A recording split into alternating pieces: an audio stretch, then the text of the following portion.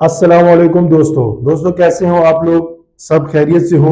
अच्छा दोस्तों, आज का हमारा जो टॉपिक है सूरज और चांद ग्रहण जो पड़ते हैं जो बनते हैं उसके बारे में। अच्छा, आज से अगर हम पीछे जाए, थोड़ा सा पीछे जाए, 1000 साल पीछे जाए या 500 साल पीछे जाए, तो लोग ऐसे समझते थे कि जब सूरज ग्रहण होता है तो ये गॉड की तरफ से एक अजाब है जिसकी वजह से लोग बहुत ज्यादा डरे रहते थे।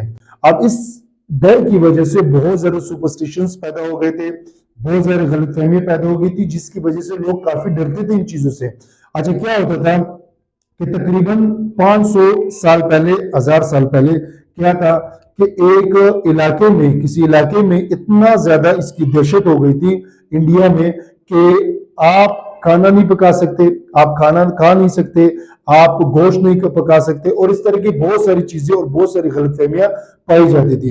अच्छा, एक दफा क्या हुआ, एक मेला लगता था इस सूरज ग्रहण, सोलर जो इक्लिप्स होता है, इसके इवज कि यार ये खत्म हो जाए, तो उस वो अपने अपने जितने भी रिलीजन वाले होते थे तो उससे रिलेटेड अपने गॉड से इबादत करते थे कि ये सोलर इक्लिप्स का जो अजाब आने वाला है ये अजाब फैल जाए और खत्म हो जाए। अच्छा, उस मेले में ना एक दफा बाबा गुरु नानक गए, आपने नाम सुना होगा बाबा गुरु नानक। तो वो गए तो उसको ऑफर की गई गोश्त। और जब उसको गोश्त ऑफर किया गया तो वो पकाने लग गया, और जब वो पकाने लग गया तो लोगों को पता चला कि फला इलाके में फला बंदा खाना पका रहा है, तो लोगों ने उसको, उस पर बहुत ज्यादा गुस्सा हुआ और उसको आके मारने लगे। अच्छा, 8 अप्रैल 2024, अब 8 अप्रैल 2024 पाकिस्तान बल्कि पूरी दुनिया में सोलर इक्लिप्स आने वाला है। ठीक है, इसकी जो पेशगोई है, इसकी जो अनाउंसमेंट है, ये नासा और बहुत बड़े बड़े जो एजेंसीज हैं स्पेस के, उन सब ने कर दी है। तो पाकिस्तान में 8 अप्रैल 2024 को सोलर इक्लिप्स होगा, सूरज ग्रहण होगा। तो मैंने सोचा कि ये अच्छा मौका है कि लोगों को साइंटिफिकली समझाया जाए कि सोलर इक्लिप्स होता क्या है और ये जो सारी गलतफहमियां पैदा हुई है इसको कैसे खत्म करना है। अच्छा, अब हमें पता है कि सूरज, जमीन जो है वो सूरज के गिर्द घूमती है, ये सबको पता होगा, आप लोगों ने पढ़ा भी होगा स्कूल और कॉलेजों में। और जो चांद है वो जमीन के गिर्द घूमता है। अच्छा, अब क्या होता है कि जो ये जो हमारी जो जमीन है ये घूमती रहती है सन के अराउंड। ठीक है, अब यहां ये सवाल होना चाहिए कि जमीन सन के अराउंड क्यों घूमती है। जमीन या जितने भी सैटेलाइट हमारे पास हैं वो सारे सन के अराउंड घूमते क्यों हैं। अच्छा, इसकी वजह क्या है कि जो हमारा सन है, सोलर सिस्टम का जितना 99.8% जो मैस है वो हमारे सन के सेंटर में पाया जाता है, जिसकी वजह से इसकी ग्रेविटी बहुत ज्यादा होती है। अब इस ग्रेविटी की वजह से क्या होता है कि जितने भी हमारे पास प्लैनेट्स हैं वो सारे सन के अराउंड घूमते रहते हैं। अच्छा, अब यहां एक बात तो जहन में आती है कि क्या सन भी मूव करता है, सन मूव करता है या नहीं करता। अब 1920 से पहले ये सोचा जाता था कि सन मूव नहीं करता, सन एक स्टेशनरी स्टार है, क्योंकि जितने भी स्टार्स है वो स्टेशनरी होते हैं, तो सन भी एक स्टार है जिसकी अपनी रोशनी है और ये मूव नहीं करता। बट अगर आपने कुरान पढ़ा हो और कुरान में अगर आप, एक सूरत है, अगर आपने कभी उसका तर्जुमा किया हो, तो कुरान में क्लियरली कहा गया है कि जो सन है वो स्टेशनरी नहीं है, वो भी मूव करता है। अब फिर क्या हुआ कि 1400 साल बाद क्या हुआ कि 1920 में एक साइंटिस्ट थे, उन्होंने ये कहा कि जो सन है ये मूव करता है, ये मिल्की वे गैलेक्सी के अराउंड मूव करता है। अब ये मिल्की वे गैलेक्सी के अराउंड क्यों मूव करता है, क्योंकि जब हम ब्लैक होल की बात करते हैं तो ब्लैक होल की ग्रेविटी, अगर आपको मैं कहूं कि इंफिनिटी है, मतलब बहुत ही ज्यादा है, तो आप कुछ भी नहीं कह सकते। अब देखिए, अब ये सन है तो ये मिल्की वे के अराउंड मूव करता है। ठीक है, अब मिल्की वे के अराउंड मूव करता है। जब हम बात कर रहे थे कि 99.8% जो हमारे जमीन का, जो हमारे सोलर सिस्टम का मैस है वो सन के अराउंड या सन के सेंटर में एग्जिस्ट करता है, तो ऐसा क्यों नहीं होता। जब हम कहते हैं कि इसकी ग्रेविटी बहुत ज्यादा है, तो हमारी जमीन या चांद या कोई और जो सैटेलाइट जैसे मरकरी सबसे ज्यादा इसके करीब है, ये उससे जाके टकराती क्यों नहीं है। अब इसकी वजह इनकी स्पीड है। अब जितने भी प्लैनेट्स हैं उनके अपने एक्सिस के गिर्द या उनका जो सर्कुलर पाथ होता है उसके गिर्द स्पीड है। अब जो हमारी जमीन है वो 1 सेकंड में 30 किलोमीटर का फासला तय करती है, उसकी स्पीड कितनी ज्यादा है, 30 किलोमीटर पर सेकंड। ठीक है, अच्छा, अब ये जो स्पीड होती है ना, ये इसके साइड वेज होती है। फॉर एग्जाम्पल कि अगर मैं ये सोचूं कि ये है सन और ये है हमारी जमीन, ठीक है, तो ये इसके बिल्कुल साइड वेज है। मतलब कि लाइक अगर इसका आप देखेंगे ना, तो ये ऐसे टेंजेंट की तरह, ये टेंजेंट की तरह ड्रा होगा ऐसे ऊपर की तरफ, ठीक है। तो ये बाहर जाने की कोशिश करेगा, but due to this gravity ये बाहर नहीं जा सकता, बट ये एक सर्कुलर ऑर्बिट में मूव करता है, ठीक है। अब जैसे हम सैटेलाइट भेजते हैं ऊपर, ठीक है, उसकी वजह से हमारा ये जो नेट है या जितने भी चैनल्स है चल रहे हैं, अब वो क्या करते हैं कि जब हम आर्टिफिशियल सैटेलाइट भेजते हैं तो वो जमीन के गिर्द घूमता है। तो अब उस जमीन के गिर्द घूमने के लिए हम क्या देते हैं, उसको एक स्टार्टिंग वेलोसिटी देते हैं, ठीक है, और जिसको ऑर्बिटल वेलोसिटी कहते हैं। अब वो ऑर्बिटल वेलोसिटी क्या होती है कि उस वो जमीन के ऑर्बिट के इर्द गिर्द मूव करती है। तो सेम ऐसा ही होता है, जमीन का जब सूरज के गिर्द घूमती है, क्या होता है कि जो जमीन है ये सूरज के गिर्द इस तरह मूव करती है, ठीक है। और जो जमीन है ये सूरज से टकराते नहीं, उसकी वजह क्या है, उसकी वजह है इसकी साइड वे स्पीड। अब साइड वे स्पीड करती क्या है, अब साइड वे स्पीड क्या करती है कि अर्थ को ना मोमेंटम देती है, ठीक है। अब अगर 30 किलोमीटर पर सेकंड की मैं बात कर रहा हूं, तो ये जो 30 किलोमीटर पर सेकंड की बात है, ये है साइड वे की जो हमारी स्पीड है ना, ये इसको मोमेंटम देती है, जिसकी वजह से इसकी वेलोसिटी बरकरार रहती है, कांस्टेंट रहती है, ठीक है। अच्छा, तो ये सारी जितनी भी बातें हमने कर दी कि सन जो अर्थ है वो सन के अराउंड मूव कर रहा है, जो ये जो चांद है ये सन के जमीन के अराउंड मूव करता है। यहां आपके जहन में एक क्वेश्चन आना चाहिए कि चांद जो है वो सूरज के गिर्द क्यों नहीं घूमता, जमीन के गिर्द क्यों क्यों घूमता है। अब देखिए, अब ये जो ऑर्बिट मैंने ड्रा किया हुआ है ग्रीन कलर का, अब ये ऑर्बिट है मून का अराउंड अर्थ, ठीक है। तो क्या होता है कि अगर ये इधर मूव कर रहा है और ये पूरा इस तरह जा रहा है, जिसका मतलब ये हुआ कि मून भी सूरज के गिर्द घूमता है, इसी की वजह से हमारे पास सोलर और ल्यूनर इक्लिप्स पाए जाते हैं, हमारे पास लूनर सोलर इक्लिप्स होते हैं, सूरज और चांद ग्रहण जिसको बोलते हैं। अब सूरज और चांद ग्रहण की बात करते हैं, पहले हम बात करते हैं चांद ग्रहण की। अब क्या होता है कि जब ये ऐसे मूव करते हैं, ठीक है, तो एक पॉइंट ऐसा आता है, एक पॉइंट ऐसा आता है कि जब ये ये जो चांद है ये यहां पहुंच जाता है, जब यहां पहुंच जाता है, जब जमीन सूरज और चांद के बीच में आ जाती है, तो क्या होता है, उसको बोलते हैं ल्यूनर इक्लिप्स, चांद ग्रहण। क्या होता है कि ये तीनों एक लाइन में आ जाते हैं और उसको बोलते हैं चांद ग्रहण। अब चांद ग्रहण के टाइम क्या होता है, चांद ग्रहण के टाइम ये होता है कि हमें उस नाइट चांद नजर नहीं आता, ठीक है। अब दूसरी बात करते हैं, अब आप ये सोचो कि ये मूव मूव करते करते करते इस पॉइंट पे आ गया, ठीक है, यहां से जाके इस पॉइंट पे पहुंचा है, ठीक है। जब इस पॉइंट पे पहुंचा तो क्या हुआ कि हमारा जो मून है सूरज और जमीन के दरमियान आ गया। जब सूरज और जमीन के दरमियान आ जाता है तो उसको बोलते हैं सोलर इक्लिप्स और सूरज ग्रहण। अब इसमें क्या होता है, इसमें यह होता है कि आपकी जो मून की शेडो है वो मतलब वो पूरे सन को कवर कर लेती है, जो सूरज चांद है वो पूरे सूरज को कवर कर लेता है, जिसकी वजह से अर्थ को सूरज नजर नहीं आता और अंधेरा छा जाता है, ठीक है। अच्छा, अब जहां मैं ये बात कर रहा हूं कि जो सूरज है, जो जमीन है वो सूरज के गिर्द घूमती है, जो चांद है वो हर महीने चक्कर लगाता है अर्थ के। तो यहां आपके जहन में एक क्वेश्चन लाजमन आना चाहिए कि ये तो हर महीने हम बात करते हैं कि जो चांद है वो हर महीने घूमता रहता है जमीन के अराउंड, और जो अर्थ है वो भी सन के अराउंड घूमती है, तो हमें हर महीने सोलर इक्लिप्स और ल्यूनर इक्लिप्स देखने को क्यों नहीं मिलते। अब ये बहुत ही इंटरेस्टिंग बात है, ठीक है, कि जहन में वैसे आना चाहिए कि ऐसा क्यों होता है कि घूमते तो हर महीने हैं लेकिन हमें साल में एक दो बार क्यों नजर आता है। अब उसकी वजह है हमारे 2D डायग्राम। जब हम स्कूल में होते हैं ना स्टूडेंट्स, तो क्या होता है कि जब स्कूल्स में पढ़ाया जाता है, अब स्कूल में 3D डायग्राम कभी कहीं भी ड्रा नहीं किया जाता, वहां 2D डायग्राम ड्रा किया जाता है, जिसकी वजह से बहुत ज्यादा कंफ्यूजन बिल्ड होती है, ठीक है, कि यार ऐसा नहीं होता ऐसा। तो आज तक 2024 तक ऐसा होता है कि स्टूडेंट के दिमाग में अभी तक ये चीज फंसी हुई है कि ये होता कैसे है, क्योंकि हमारे स्कूलों में इस तरह के डायग्राम होते हैं, ठीक है। अब ये डायग्राम अगर आप इस डायग्राम को गौर से देखो ना, तो ये बहुत ज्यादा कंफ्यूजन क्रिएट करता है कि ऐसा होता भी है नहीं होता, वगैरह वगैरह, ठीक है। तो इस तरह की बहुत सारी बातें हमारे जहन में आती हैं, ठीक है। तो इस कंफ्यूजन को दूर करने के लिए अगर मैं टू डी डायग्राम को ड्रा करने की कोशिश करूं तो वो 2D में ऐसा समझ नहीं आएगा। तो हम बात करते हैं 3D की।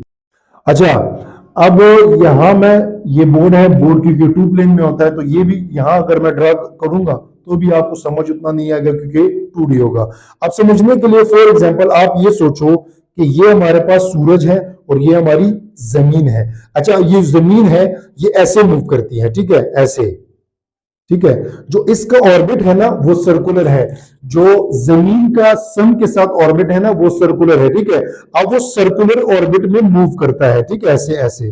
जैसे अगर आप देख रहे हो ये सूरज मानो और ये जमीन मानो तो ये एक सर्कुलर ऑर्बिट में मूव करता है, ठीक है। सर्कुलर ऑर्बिट होता है जैसे कि यहां मैंने ड्रा किया हुआ है। बट यहां हमें 2D है क्योंकि तो हमें ये जो मून की जो ऑर्बिट है जमीन के गिर्द, ये भी हमें 2D में सर्कुलर में नजर आ रही है। हालांकि ये सर्कुलर नहीं होता, ये थोड़ा सा टिल्ट होता है ऐसे। फॉर एग्जांपल आप मानो कि ये जमीन है, ये हमारी जमीन है और ये सूरज चांद है, ठीक है। अब ये कैसे मूव करता है, ये ऐसे मूव करता है, ऐसे, ठीक है। थोड़ा सा टिल्ट मतलब ऐसे। अगर फॉर एग्जांपल जो हमारा जो हॉरिजॉन्ट वो जो प्लेन है सन और अर्थ का, वो ऐसा है, हॉरिजॉन्टल है, ठीक है, बिल्कुल ऐसा है हॉरिजॉन्टल, ठीक है। बट ये जो है ना ये थोड़ा सा टिल्ट है, थोड़ा सा टेढ़ा है, ठीक है। जिसकी वजह से सिर्फ एक पॉइंट पे, ये दो पॉइंट पे, एक या दो पॉइंट पे ऐसा होता है कि ये दोनों आपस में मिल पाते हैं, ठीक है। अगर आप इसको देखो, ये असल डायग्राम है, ठीक है, ये भी 2D में है बट ये असल डायग्राम है। अगर आप देखो, अगर आप देखो, देखो, अच्छा ये जो है ये, ठीक है। अब ये जो नीचे वाला है ना, ये अर्थ का ऑर्बिट है अराउंड सन। ये जो नीचे वाला सर्कुलर ऑर्बिट नजर आ रहा है ये अर्थ ऑर्बिट हॉरिजॉन्टल है अराउंड सन के, ठीक है। तो दूसरा जो मून का है वो मून का थोड़ा सा टिल्ट होता है, थोड़ा सा टेढ़ा होता है। अब टेढ़ा होने की वजह से सिर्फ दो पॉइंट ऐसे होते हैं कि जहां ये आपस में मिल पाते हैं, ठीक है, दोनों ऑर्बिट आपस में मिल पाते हैं। और ये इस पॉइंट पे आने के लिए उनको पूरा साल लगता है, ठीक है, पूरे एक 365 डेज का एक पीरियड पूरा लगता है इन दो पॉइंट्स पे आने के लिए, ठीक है। तब हमें जाके सोलर और ल्यूनर इक्लिप्स देखने को मिलते हैं। अच्छा, अब क्या होता है कि जब मैं ये सारी बात कर रहा हूं कि ये सारी चीजें इस तरह हो रही हैं, ये हो रहा है, वो हो रहा है, तो यहाँ एक और बात आ रही है कि सबसे पहले इस बारे में, सोलर इक्लिप्स के बारे में बात ही किसने की, ठीक है। अब अगर आप फॉर एग्जाम्पल रिलीजन वाइज देखें तो रिलीजन वाइज बहुत सारी कंफ्यूजन थी, ठीक है। अब हिंदू कहते थे कि ये एक अजाब है, मुसलमान जो थे, मुस्लिम जो उस टाइम के थे, मुस्लिम को भी ये अजाब ही लगता था कि ये एक मतलब अजाब आने वाला है या इस तरह की टकराव होने वाला है या इस तरह की बहुत सारी चीजें। अच्छा, टर्किश थे या अगर कंट्री वाइज देखें तो जो जूश थे, चाइनीज थे या जितने भी कंट्रीज थे, उनका अलग अलग अपनी अपनी एक पर्सपेक्टिव था कि ऐसा होगा, ऐसा हो सकता है, ऐसा हो सकता है, ऐसा हो सकता है। अच्छा, फिर क्या हुआ कि 499 एडी 499 एडी में एक इंडियन साइंटिस्ट था आर्यभट्ट। अगर आपने आर्यभट्ट का नाम नहीं सुना तो ये वही बंदा है जिसने जीरो को इन्वेंट किया था। जीरो जो वैल्यू हमारे पास है इसने इन्वेंट की थी आर्यभट्ट ने, ठीक है। तो आर्यभट्ट एक बहुत ही जीनियस एस्ट्रोनॉमर था, ठीक है। अब ये क्या करता था, इसने कहा कि ये जो चीज है कि जो हम आपको लगता है कि जो एक सुपरस्टिशन आप बना रहे हैं, एक डर आप बना रहे हैं, ये असल में ऐसा नहीं होता। ये ऑर्बिट का आपस में, जो ऑर्बिट का आपस में टकराव होता है ये उस वजह से होता है। असल में जो उसकी कोटेशन थी, जो उसके बुक में लिखी हुई, वो ये थी कि जब अर्थ सन और मून के बीच में आ जाए, मतलब ये जो सारी गेम है ये मून अर्थ और सन के बीच में आ जाए, तो सारी जो गेम है, आर्यभट्ट ने अपने बुक में ये कहा कि सारी शेडो से रिलेटेड है, एक दूसरे के शेडो से रिलेटेड है। अब यहां अगर आप देखो तो जो मून है जो पूरे सन के कवर कर लेता है, तो हमें सिर्फ सूरज चांद नजर आता है, हमें सूरज नजर नहीं आता और बिल्कुल अंधेरा हो जाता है। ये मून की शेडो जो जमीन पे पड़ रही है, ठीक है, और यहाँ अर्थ की शेडो जो है वो मून पे पड़ रही है, तो जिसकी वजह से सोलर और ल्यूनर इक्लिप्स होता है। तो आर्यभट्ट ने 499 एडी में ये कहा कि जो इस सारी गेम है ये एक दूसरे के शेडो की वजह से है। अब अगर हम अपनी पुरानी कहानी पे, जो मैं फर्स्ट में शुरू में बता रहा था बाबा गुरु नानक की, तो वो जो बंदा था, जब वो गोश्त खाने लगा तो लोग उसको आए मारने के लिए और उसको कत्ल करने के लिए। तब उसने कहा कि ऐसा नहीं है, आपको लगता है कि ये अजाब है या इस तरह की चीज, बट ऐसा नहीं है। ऐसा है कि ये जो जितनी भी आपको नजर आ रही है कि सूरज ग्रहण का दिन आने वाला है और सूरज बिल्कुल चुप जाएगा, तो ये मून के शेडो की वजह से होता है, ठीक है। अच्छा, ये तो सारी होगी बात 500 साल या 1000 साल पहले की। अगर हम हाँ 2024 में भी बात करें ना, तो इस तरह के बहुत सारे लोग आपको देखने को मिलेंगे, जो हमारे बुजुर्ग होते हैं, जो हमारे इलाकों में आगे पीछे लोग होते हैं, इवन स्कूल टीचर्स होते हैं, वो कहते हैं इस दिन घरों से बाहर नहीं जाना चाहिए, इस दिनों इन दिनों छत पे नहीं जाना चाहिए, और इस तरह की बहुत सारी गलतफहमियां आज भी पाई जाती हैं। अगर देखें, अगर हम इसकी साइड इफेक्ट की बात करते हैं, तो इसके साइड इफेक्ट क्या होते हैं। अच्छा, कल नहीं परसों, ठीक है, 2 दिन पहले मैं एक प्रेस कॉन्फ्रेंस सुन रहा था नासा की। तो नासा ने कहा कि आपको 8 अप्रैल 2024 को करना क्या है। अगर आपने बाहर जाना तो आप बाहर जाए, आपने काम करना है तो आप काम करें या कुछ भी करें, तो आप बाहर जा सकते हैं। सिर्फ क्या करना है कि आपने ग्लासेस लगानी है। अब ग्लासेस का मैं उन्होंने क्यों कहा, is there any side effect of solar eclipse. Solar eclipse का एक ही इफेक्ट होता है, सीधा आंखों पे। अब देखिए क्या होता है कि सूरज की वैसे जो रोशनी होती है ना, बहुत ज्यादा तेज होती है, तो उस तेज रोशनी की वजह से ना हमें सूरज सही से दिखाई नहीं देता, तो हमारी आंखों की जो रेटिना है ये कम होने लगती है और हमारी आंखें बंद होने लगती हैं, ठीक है। अब उस दिन क्या होता है कि मून इन दोनों के बीच आ जाता है और सूरज हमें थोड़ा सा मतलब लाइट सा नजर आता है, बिल्कुल लाइट सा नजर आता है। तो उस लाइट आने की वजह से हम सूरज की तरफ देखते हैं, जो कि सीधा हमारी आंखों के मतलब जो रेटिना है उसको डैमेज करता है और हमारी टेम्पररी ब्लाइंडनेस भी हो सकती है, ठीक है। अच्छा, ये सारी बात तो हो चुकी, ठीक है। अब हम करते हैं कि जो मैं इसकी बात कर रहा हूं कि जो जो मून का जो ये ऑर्बिट है, ये थोड़ा सा टिल्ट है। अब ये टिल्ट तो है, लेकिन ये एलिप्टिकल भी है। एलिप्टिकल का मतलब क्या होता है, एलिप्टिकल का मतलब ये कि ये बिल्कुल सर्कुलर नहीं है, ये तो मतलब ये कोई इस शेप में है, ठीक है, ये कोई इस शेप में, ठीक है। अगर आप इधर देखो तो ये एलिप्टिकल ही शेप है। अब एलिप्टिकल क्या होता है, एलिप्टिकल में ये है कि सूरज जो चांद है, जो जमीन है, ये सूरज चांद के कहीं ज्यादा करीब है और कहीं बहुत ज्यादा दूर है, ठीक है। तो इलेक्ट्रिकल का मतलब ये होता है। इलेक्ट्रिकल आप, अगर मैं इजी अल्फाज में बोलूं, तो आप अंडा ले सकते हो, ठीक है। अब अंडा क्या होता है कि वो सर्कुलर नहीं होता, एक हाथ से उसका जो रेडियस होता है वो कम होता है और एक साइड से उसका रेडियस बड़ा होता है, ठीक है। अब इस इलेक्ट्रिकल की वजह से क्या होता है कि दो तरह के हमें सोलर इक्लिप्स देखने को मिलते हैं, ठीक है। अब एक होता है एनुलर सोलर इक्लिप्स और एक होता है टोटल सोलर इक्लिप्स। अब जो एनुलर सोलर इक्लिप्स होता है ना, ये होता क्या है या ये होता कैसे है। अब ये होता ऐसे है कि इसमें हमें जब सूरज, जो चांद और जो जमीन होती है, ये एक दूसरे के बहुत दूर होते हैं, ठीक है, बहुत दूर होते हैं, तो हमें सूरज ऐसे नजर आता है, ऐसे। अगर आप देखो ना तो हमें सूरज ऐसे नजर आता है, ठीक है। मेरे पास रेड कलर का मार्कर नहीं है, ठीक है, वरना मैं इधर ड्रा कर देता। अब ये आप समझो, ठीक है।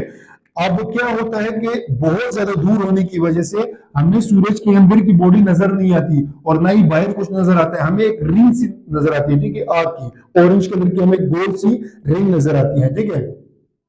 दूसरा क्या होता है, टोटल सोलर इक्लिप्स। अब टोटल सोलर इक्लिप्स क्या होता है, जब चांद और जमीन एक दूसरे के बहुत ज्यादा करीब आ जाए, बहुत ज्यादा दोनों एक दूसरे के करीब आ जाए। फॉर एग्जांपल कि ये हमारी जमीन है और ये चांद है, तो जब ये बहुत ज्यादा करीब आ जाए तो उसको बोलते हैं टोटल सोलर इक्लिप्स। और जब ये बहुत ज्यादा दूर हो जाए तो उसको बोलते हैं एनुलर सोलर इक्लिप्स, ठीक है। अब इसमें क्या होता है, टोटल सोलर इक्लिप्स में, टोटल सोलर इक्लिप्स में बिल्कुल जो चांद है सूरज को बिल्कुल कवर कर लेता है, ठीक है, बिल्कुल कवर कर लेते हो, तो हमें बिल्कुल सूरज नजर नहीं आता और बिल्कुल अंधेरा हो जाता है। अब ये दोनों जो है एनुलर और टोटल जो है, ये साल में रिपीट होते रहते हैं, ठीक है।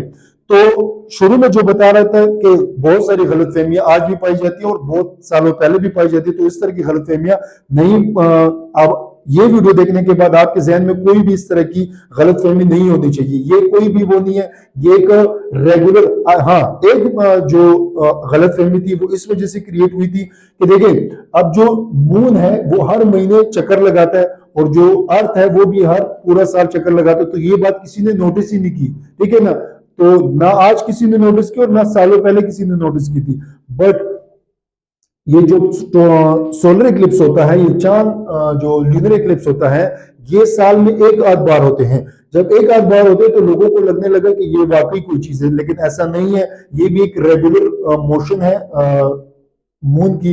जब वो दोनों के दरमियान, सन और अर्थ के दरमियान आ जाता है। तो इससे रिलेटेड अगर अभी भी कोई कंफ्यूजन है या कोई क्वेश्चन है तो आप मुझसे कर सकते हैं, आप कमेंट बॉक्स में लाजमी कमेंट करें।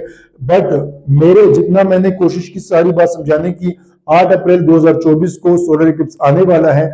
जो भी आपके जहनों में गलत फहमियां हैं कि इस दिन बाहर नहीं जाना चाहिए, काम नहीं करना चाहिए, या हर बंदे के अपने अपने जो बिलीव्स बने हुए हैं कि खाना नहीं खाना चाहिए और या सोना नहीं चाहिए, इस तरह की बहुत सारी चीजें, तो इन सब चीजों से दूर रहें। ये सारी गलतफहमियां हैं, तो इससे कुछ भी नहीं बनेगा, ठीक है। तो ये था आज का हमारा टॉपिक, सोलर और ल्यूनर इक्लिप्स। तो इससे रिलेटेड कोई क्वेश्चन हो तो आप कमेंट बॉक्स में लाजमी कमेंट करें। Thank you so much.